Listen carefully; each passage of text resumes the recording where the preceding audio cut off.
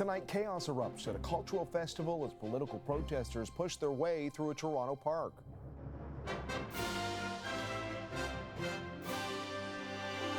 Anti-government demonstrators storm Eritrean celebrations. We anticipated protesters and we anticipated they would be violent.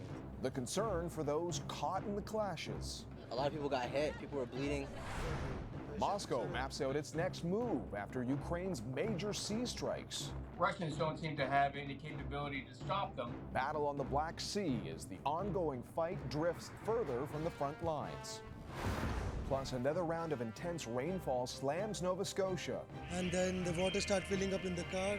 Floodwaters return to reeling communities still recovering from record devastation.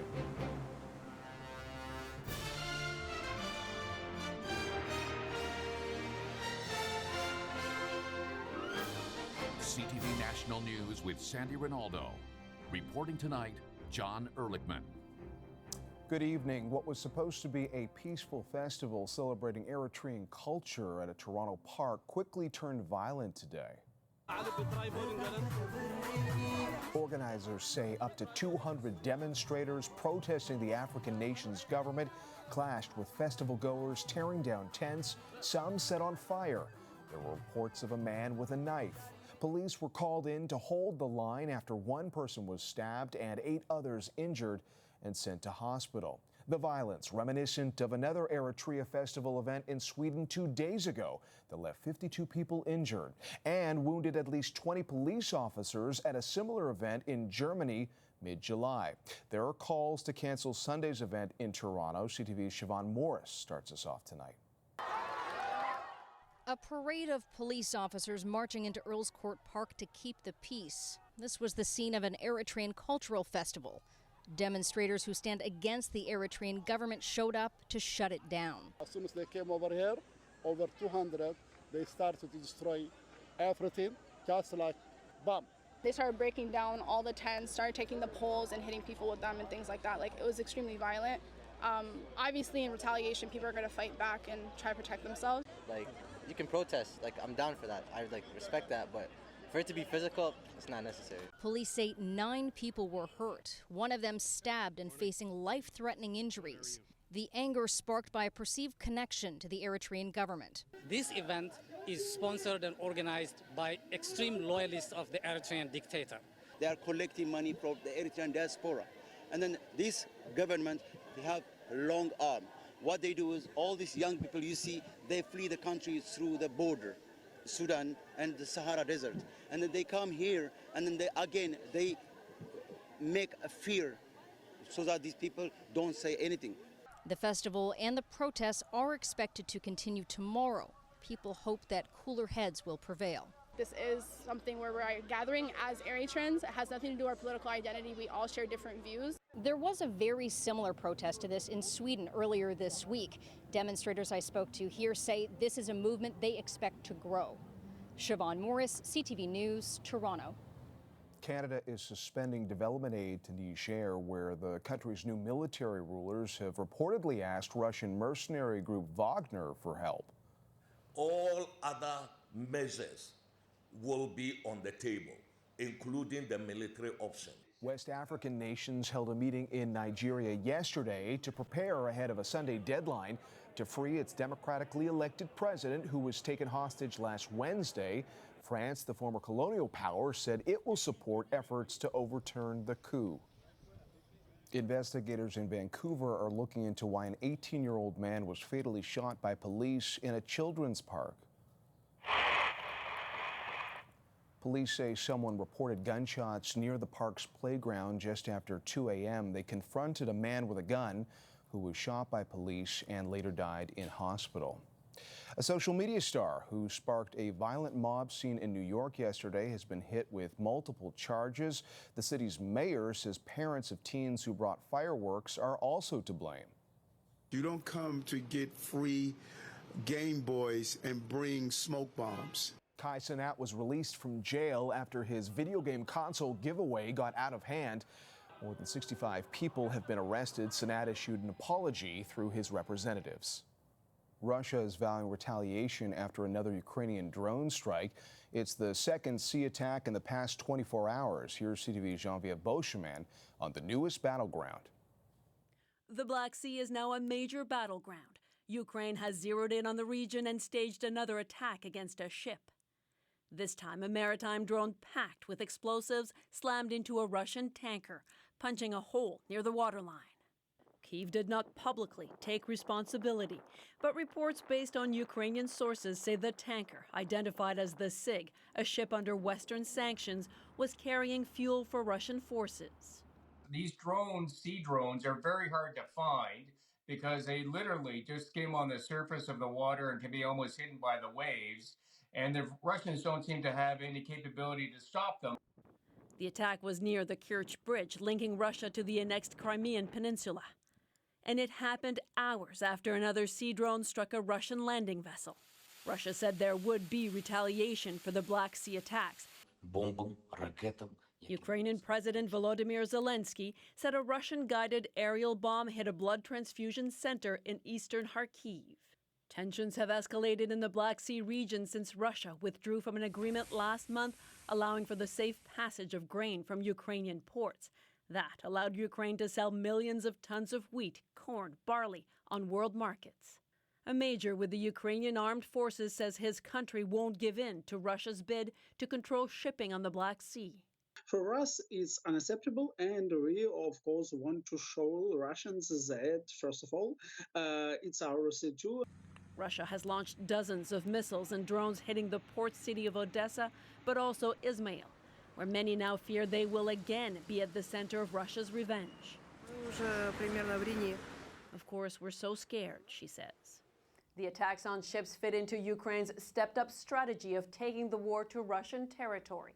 But Russia called it a terrorist act and said Ukraine risked environmental disaster by striking a tanker. John. Jean-Pierre, thanks very much. Pakistan's former Prime Minister Imran Khan has been arrested again after a court sentenced him to 3 years behind bars over corruption charges. The conviction could end his future in politics, and as CTV's Annie Bergeron-Oliver explains, there's likely politics at play. Armed Pakistani police swarmed the house of the country's former prime minister, guarding every possible escape. As the government followed through on its vow to rearrest the 70-year-old cricketer turned politician, Imran Khan now in a prison near Islamabad. It's a shame on the judiciary and it's a shame on Pakistan today. It's a very dark and sad day. Khan and his supporters say the corruption charges against him are bogus and that his arrest is purely political, a result of a kangaroo-type court. The government, however, disagrees, and its lawyers celebrated outside court today as Khan was sentenced to 3 years in prison for illegally selling state gifts worth millions of dollars. Every single government in place has always said in a trial against an opponent that it's not at all political. We have all the evidence that we need to put you in jail. It's part of the political process. The popular Pakistani leader was last arrested in May in a move that sparked widespread rioting until the arrest was deemed illegal. And last spring, Khan was forced out of office after a falling out with Pakistan's powerful military. Today, Khan called out supporters to continue peaceful protests until they get the right to elect their government of choice. Supporters heard that call to action and protested in the streets. Dozens were taken into police custody. I don't think it would hold. No. But experts say that battle is likely going to continue, even if today's sentence doesn't stick. The incrimination was done in his absentia, which normally should not have taken place. So the whole purpose of all that story is to try and prevent him from being elected in the next forthcoming election. Today's decision means Khan is barred from taking part in politics for 5 years, but his lawyers are hopeful, John, that a higher court will overturn the conviction. All right, thanks, Annie. While some parts of Europe are sweltering, Germany is shoveling. It was winter in August for a city in the country's south. A sudden burst of summer snow caused by a violent hailstorm blanketing the area with drifts over 30 centimeters high. Warmer temperatures turned the hail to rain, melting snow and turning streets into rivers. Nova Scotia is still recovering from torrential rains and flash flooding just 2 weeks ago.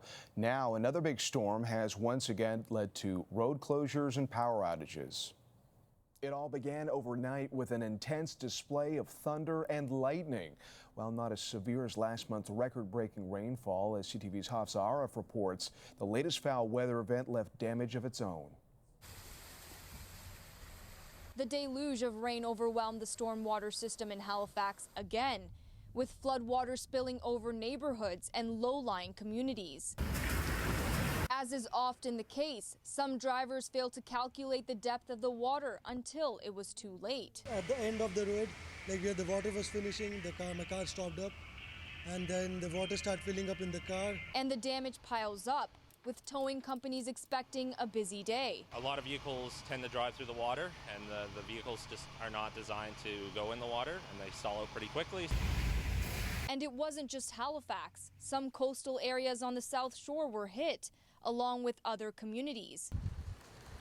Bands of heavy rain periodically swept through all morning into the early afternoon. Some areas wound up nearly 100 millimeters again. Finish with some rainfall totals between 80 and 130 millimeters, with a lot of that rain coming down in a time span of around 12 hours or less. Road closures were imposed in the Halifax area, including the busy Bedford Highway for a time. Sports fields in Bedford and Cole Harbour were flooded, along with a road and camp entrance in Sambro Head. And for the second time in 2 weeks, it wasn't just streets affected.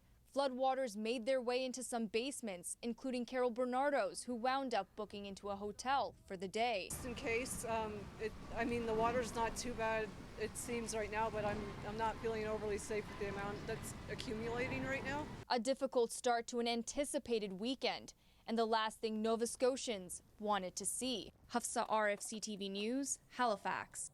On Canada's other coast, the battle continues against a record-breaking wildfire season. More than 360 fires are currently burning in BC. Evacuation orders were issued near Lytton, where the Stein Mountain wildfire is burning out of control. Hot, dry conditions combined with thunderstorms are expected to increase the fire risk throughout the weekend. Last week's death of a second wildland firefighter in BC highlights the real danger facing crews on the front lines. CTV's Shannon Patterson has more. When Zach Muse first signed on to be a wildland firefighter 2 years ago, he was hooked. The 25-year-old Kelowna resident returned to the job last summer and again in 2023 with Big Cat Wildfire. Zach's biggest desire was to have this as a permanent job. He wanted his career to be in wildland firefighting. A 2-week deployment to the Donny Creek wildfire would be his last. British Columbians are still reeling from the loss of Devon Gale.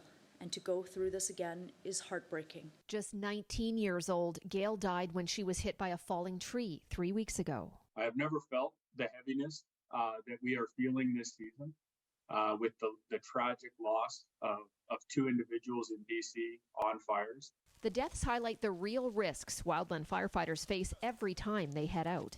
It is a dangerous job. We're working in extreme conditions, extreme heat. There's a lot of moving parts and a lot of intricate pieces involved in fighting a fire. There is extensive training for employees and contractors who work for the BC Wildfire Service. From the moment that you get hired and as you work your way through the ranks of wildfire, you continue to get additional training like danger tree training, to be able to assess and understand if a tree is safe or dangerous as you enter a fire scene. Everybody takes every step and procedure they possibly can to make sure that we're operating in a safe manner.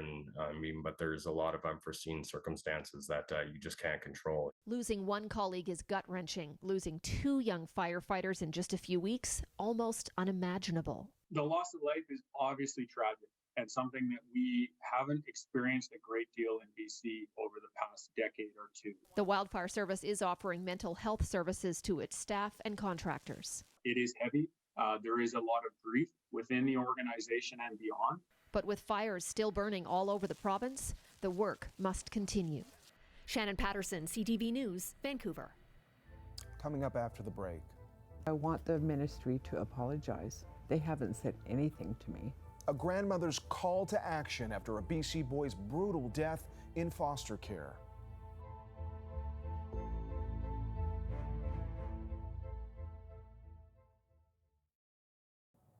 A BC grandmother is demanding answers from the province about why her grandson was starved, tortured, and ultimately died in foster care. CTV's Michelle Bernoro has more in this exclusive report and a warning some may find the story disturbing. A framed photo and precious memories.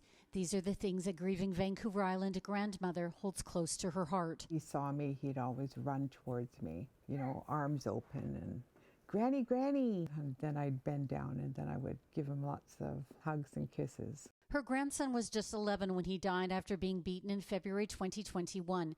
We can't identify the children or the grandmother because of a court ban, but it was just one of many beatings he and his younger sister, both Indigenous, suffered at the hands of their Indigenous foster parents, much of it captured on video cameras inside the home. How can people do that? When the children were put in care, she says she told the ministry she would take her son's boy, but was refused. That's my blood.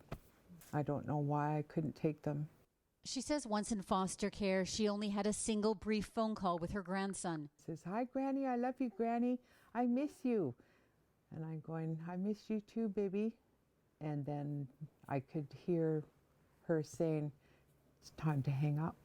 It would be the last time she would hear her grandson's voice. She would try reaching him through the foster mom again and again, but there would be no answer. I got that recording. The number you have reached is not in service. In court, it was revealed the ministry did not have contact with the boy for 7 months prior to his death. The ministry is just so broken. I want the ministry to apologize. They haven't said anything to me. The grandmother is calling for a public inquiry. Assurances foster children are seen regularly by ministry staff and better screening of foster parents. The boy's aunt agrees. I think they failed miserably because I would have a harder time adopting a cat from the SPCA. The ministry acknowledges there were unacceptable lapses in the case, but insists new measures are now in place. Court heard the children were punched, kicked, hit with belts and pieces of wood.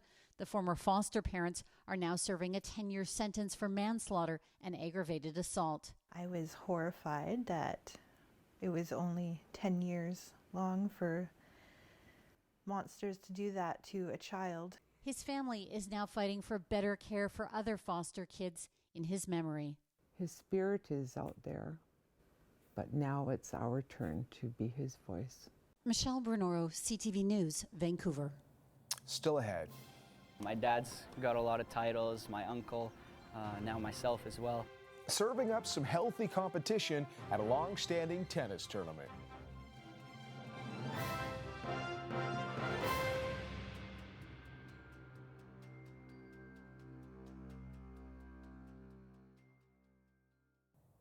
One of the biggest festivals in North America took over downtown Toronto with the vibrant sights and sounds of the Caribbean.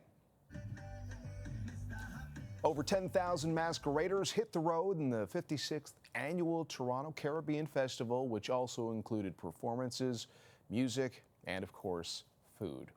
Carnival is not just like costumes and things like that, but it's togetherness, it's celebrating all the different cultures. This year's theme was about diversity and culture. The annual event, a celebration of emancipation, is expected to draw more than 1 million people. There was tennis in Toronto and Montreal today, early action at the National Bank Open. On the women's side, Canada's Eugenie Bouchard fell short in her bid to grab one of the final 8 spots in the main draw. Alberta is also steeped in tennis tradition, serving up one of the oldest tournaments in the country. CTV's Merrick DeCash explains. Tennis players are causing a racket in Edmonton this weekend. The Alberta Open is being played on 6 outdoor courts and 8 indoor courts at the University of Alberta. The executive director for Tennis Alberta says this will be the best turnout for the tournament in its 110-year history. In the last couple of years, we've been sitting around kind of just over 200.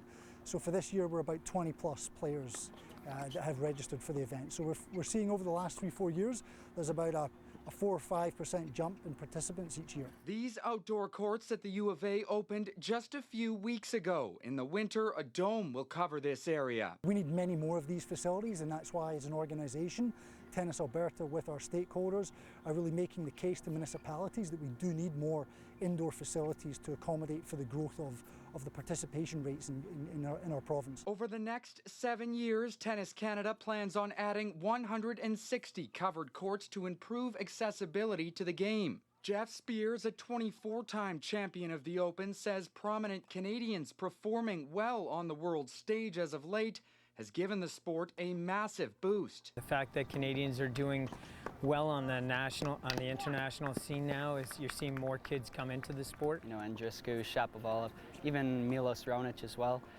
It definitely gives a lot of motivation for junior players for sure. Liam Spears won the Open last year, adding to his family's legacy of winning. My grandma was winning this tournament about like 60 years ago.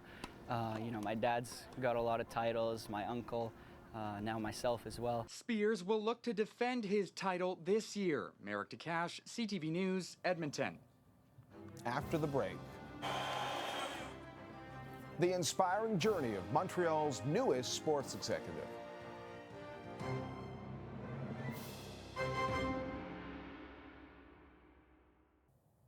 We leave you tonight with a first in Montreal. It's the story of a former cheerleader who is now leading one of the city's sports teams. Here's CTV's Kelly Gregg.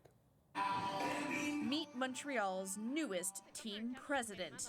She's still getting used to the title. So my name is Annie Larouche and I am the president of the Montreal Alliance. It was the first time. It felt funny, I must admit. Annie Larouche got her start in sports over 2 decades ago as a cheerleader for the Montreal Alouettes.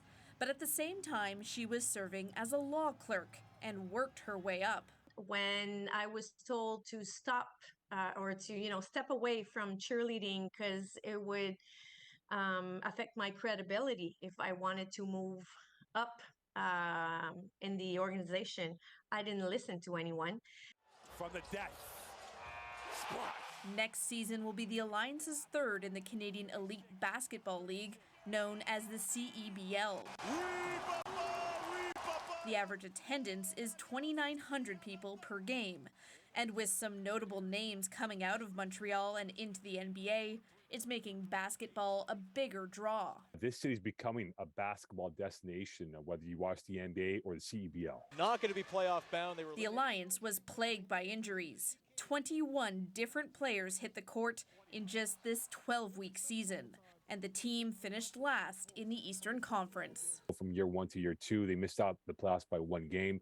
And going to year 3 is a massive one because I think many believe in the organization, even those in the league, that they can take the next step. And in a city dominated by the Canadians, Larouche acknowledges there's a lot of work to do to get recognized. But even on her first day of the job, she's got the sales pitch down pat. Come to the game, 2024, season tickets on sale now. Kelly Gregg, CTV News. That's it for us tonight. I'm John Ehrlichman for Sandy and all of us at CTV National News. Thanks for watching. Good night. We'll see you tomorrow.